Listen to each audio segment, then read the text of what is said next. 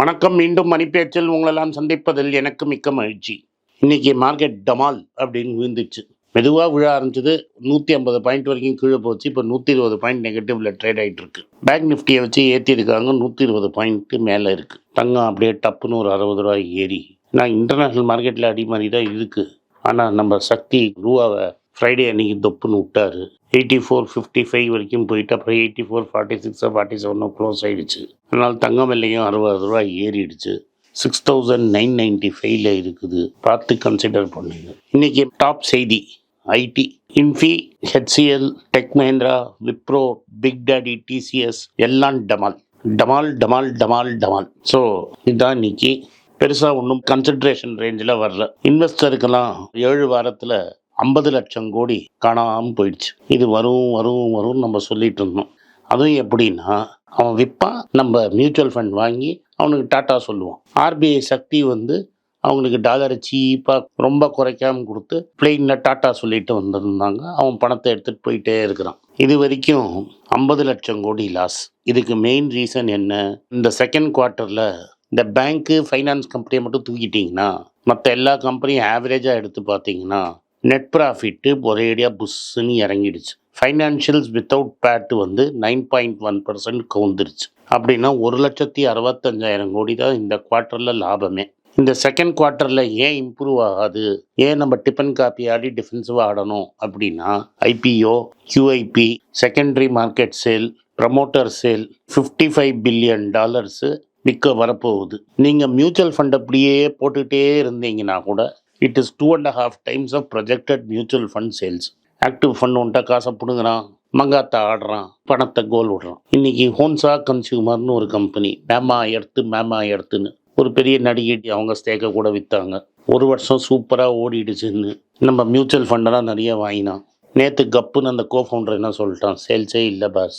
என்னெல்லாமோ கதை சொன்னாங்க. அவன் நீசை பார்ப்பான், இப்படி ப்ராடக்ட் லான்ச் பண்ணுவான், அப்படி லான்ச் பண்ணுவான்னா பார்த்தா சேல்ஸும் காலி, மார்ஜினும் காலி. அப்புறம் இன்வென்ட்ரி நாங்கள் ரெடி பண்ணி வச்சுருந்தோம், இன்வென்ட்ரி லாஸ் அப்படின்ட்டான். இன்றைக்கி 20% லோவர் ஃப்ரீஸ். காசே போடாதவன் ஸ்டாக்கை விற்று காசு எடுத்துகிட்டு போயிட்டான். நீங்கள் மியூச்சுவல் ஃபண்டில் வச்சு கொடுத்துருக்கிறவன் சார் ப்ளீஸ் அப்படின்னு எழுதிட்டுருக்குறோம். ரெண்டாவது நியூஸு, நம்ம ஓலா. நான் சொன்னேன் என்ன பண்ணாங்க, 76 ரூபா வந்த ஷேர் 157 ரூபா போனவுடனே என்ன முட்டா பையனீங்க. அப்போவே சொன்னேன், இவன் ஸ்கூட்டரை வேண்டியா வாங்குவான். பியூரோ ஆஃப் இந்தியன் ஸ்டாண்டர்ட்ஸ் லேட்டாக தான் வருவான், நான் லேட்டஸ்ட்டாக வருவான்னு.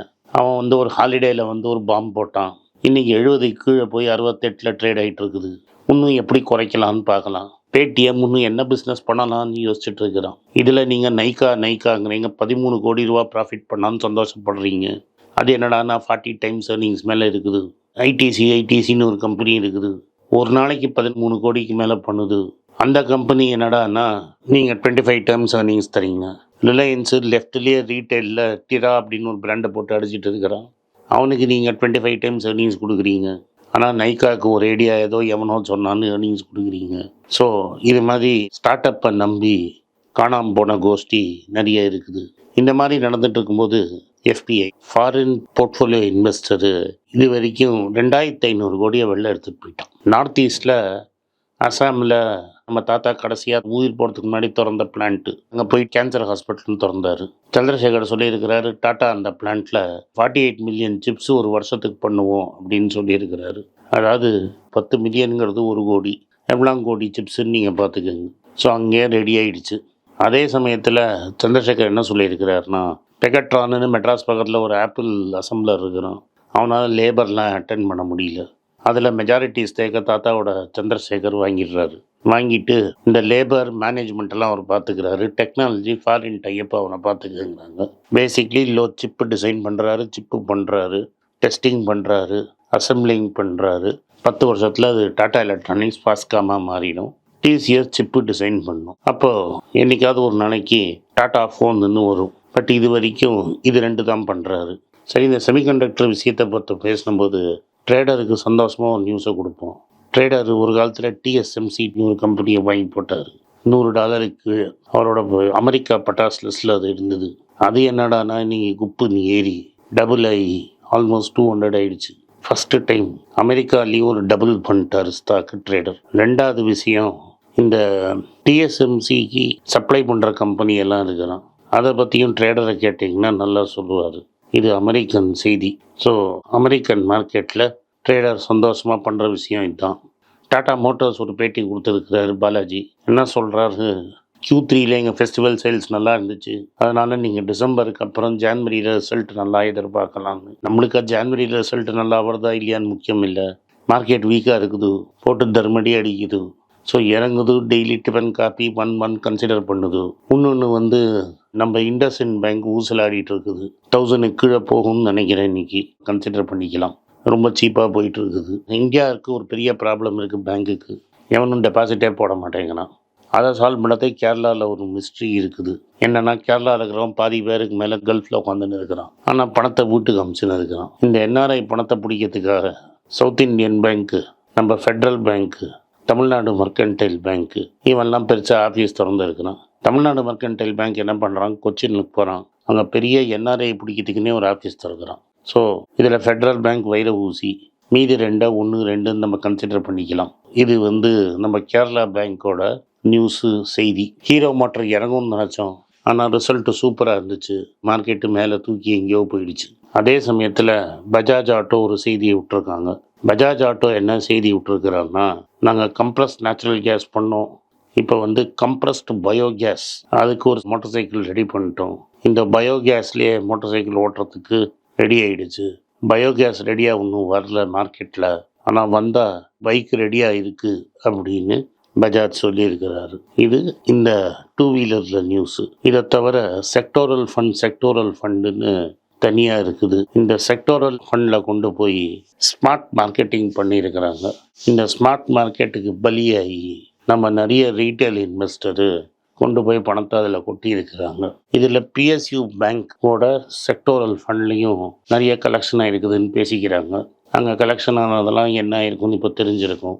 யாரோ ஒருத்தர் சொன்னதை வச்சு நம்ம கிரிக்கெட்டர் சேவாகுன்னு ட்வீட்டு போட்டார். அவர் ஃப்ரெண்டு எப்படி 80 லட்சம் போட்டு மாட்டிக்கிட்டாருன்னு எழுதி இருக்குது.